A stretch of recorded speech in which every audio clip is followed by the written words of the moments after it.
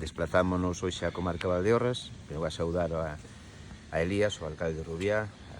a Nacho, o tinente alcalde, para un pouco facer unha visita por os puntos nos cales estamos a traballar na Xunta de Galicia en colaboración cos concellos para paliar os danos por os lumes. A loita no mes de agosto foi complexa, toda a sociedade se involucrou, desplegamos todos os medios con coordinación entre os diferentes estamentos que se estaban a traballar no CECOPI, ca obxectivo primordial, dada a magnitude dos lumes, de protexer e salvar vidas humanas e logo protexer as propiedades. Neste caso, pois estamos facendo unha visita ao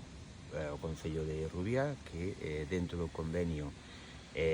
suscrito ca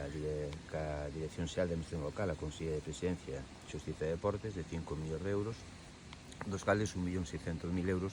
están para a comarca de Valdeorras. Son máis de 192.000 euros para o Concello de Rubiá para apoiar o que sería os traballos de reconstrucción, mantemento, reparación de danos das instalacións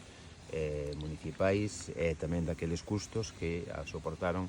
para a extinción dos lumes. É importantísimo pois, o traballo que dentro do que é a preservación, o sea, se fai un traballo